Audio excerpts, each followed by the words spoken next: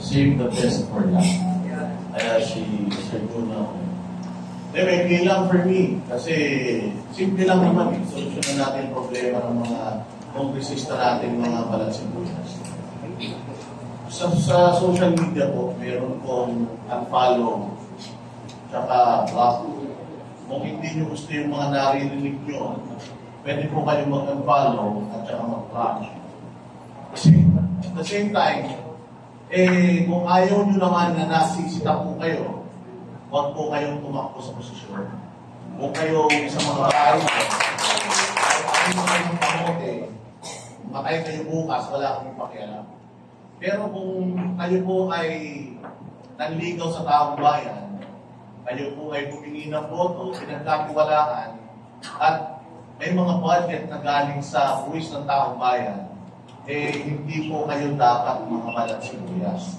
Lalong-lalo na kung sinisita po kayo dahil sa mga nakikita nilang pagkakamali ninyo sa mga ginagawa ninyo sa pagtatrabaho. Yung quadcom na yan, kung ayaw po ninyo na masitayan, privado po ninyo, huwag mong i-public. Para hindi namin nakikita at nalalaman kung ano mga nangyayari yan.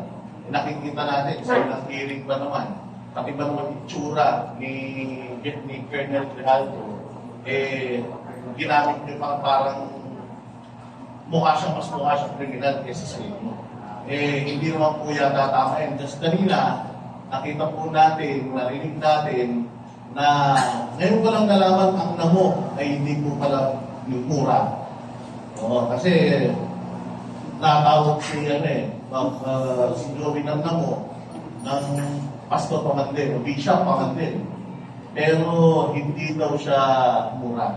Hindi daw marami naman tayo sabihin namo. Kaya namo ka, since di naman mura yan, namo ka. So ngayon sa abante, namamlan siya na.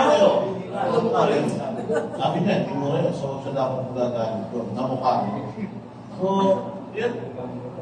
Nangyari na po kasi itong problema sa atin, hanggat hindi nangyayari sa atin, hindi tayo umimik. Nagsimula po ulit sila kung nag-attempt na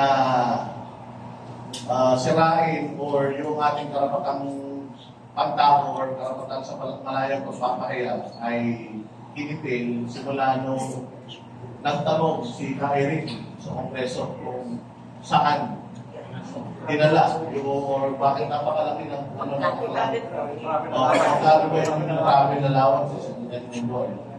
Dahil po doon, nakulong si Dr. Ray Bato at saka si Eric Celis at yung franchise po ng SMNA Largo.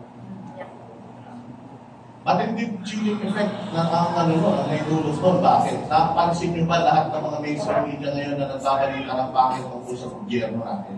Wala. Yun yung chilling effect doon. Hindi nila tayo kayang patahimikin kasi wala tayong prangkisa na kaya nilang i-gamitin na remote control para pahinahin yung mga boses natin. Kaya ganito nila tayo tatalin. So nag-attempt sila at nagtagumpay sila na hanggang ngayon yung SMNI ay hindi pa rin nakakapag-broadcast sa TV. At yung mga kasamahan nila sa media na dating maingay, dating never again, pero ngayon, sa pagkina nila, gusto nilang mangyari yun sa atin ngayon. Na kung papayagan natin sila na sigilin tayo, kusalan tayo, wala na tayong laban na may papanalo kay Lalo. Malapit na po ang eleksyon, gusto nila tayong patahimikin, gusto nilang i-impeach si Bibi Sara, gusto nila tayong patahimikin.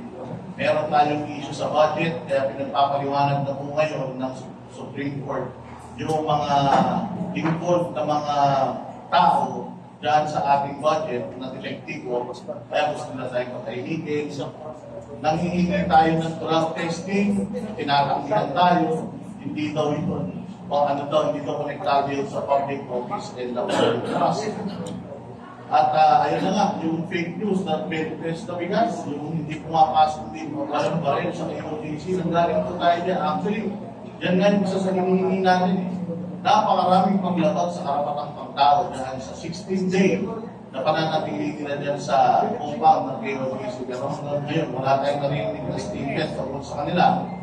Pero ang sama-sama ng loob nila na nakura sila ni Joey na isang taxpayer at isang citizen ng Pilipinas na nire-represent dapat nila. You're supposed to be the representative of the people. Kayo po dapat ang boses ng taong bayan sa Kamara. Dapat po nakikinig po kayo sa mga tao na nire-representan ninyo. Katulad ng sinabi ni Sir Mark, kaya po kami pinafollow ng daan-daan libong mga Pilipino kasi pare-parehas po kami ng opinion, pare-parehas po kami ng nararamdaman, pare-parehas po kami ng pinanggagalingan. Ngayon po, pinagsama-sama nyo kami, good luck sa inyo. Thank you very much.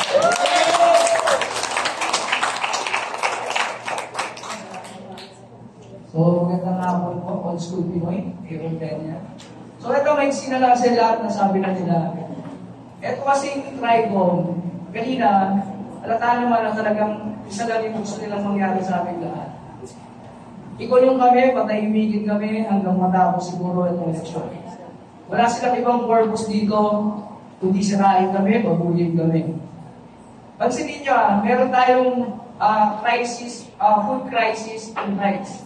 Ang sagot nila, vloggers hearing for fake news, pogo, at saka itong narco. Dahil din sa mga issue na yan, hinanapan pa ako ng asawa ko kung nasan daw yung binabayad sa akin ng narco at ng pogo. Grabe! Halos wala na kaming makain. Tama. Wala kang pang-hotel sa Davao. Hotel pa na. Hindi, totoo yun ha. Pero yun yung Davao, yung nagpunta ako, inutang ko pa yan.